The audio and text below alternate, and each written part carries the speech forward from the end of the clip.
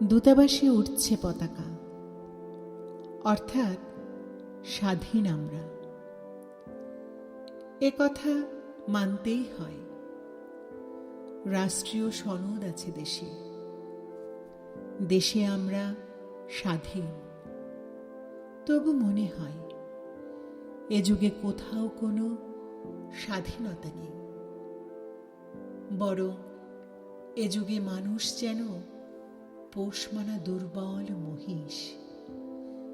নিজের যৌবন আজ তার কাছে সবচেয়ে বড় অপরাধ, নিজের বিবেক আজ তার সবচেয়ে বিদগ্ধ কসাই।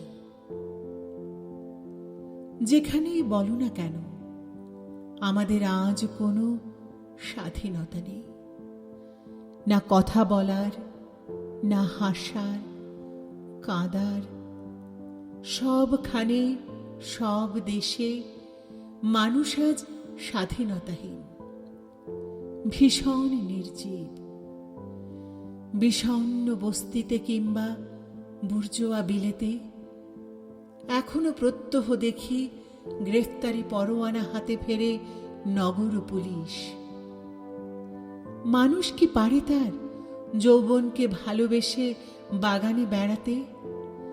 মানুষ কি পারে তার নিজের মনের শব্দ টেলিগ্রামে ভরে ভরে দূরত্বে পাঠাতে? মানুষ কি পারে তার নিজের আকৃতি খুলে সচক্ষে দেখতে কখনো? মানুষ কি আঁকতে পারে নিজের আদলে কোনো জ্যান্ত বাঘের মুখ? এ যুগে মানুষ বুঝি বড় বেশি কিছুই পারে না, কেবল আইনের হাত ধরে কিছুটা রাস্তা হাঁটা ছাড়া। এ যুগে মানুষ বুঝি কিছুই পারে না, অথচ এখন কোনো রাজা নেই, রাজ্য নেই, কেবল আছে রাজ্য শাসন। আমরা এখন কারো প্রজা নই, প্রজাসত্ব সর্বত্র প্রবল।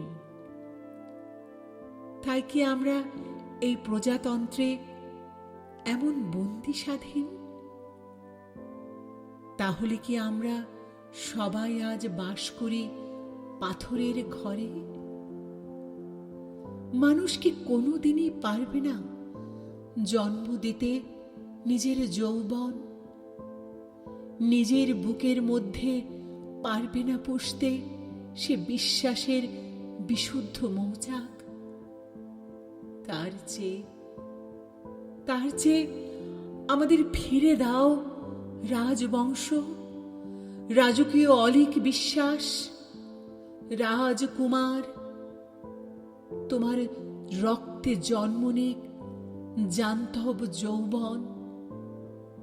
যুদ্ধ করে মরি,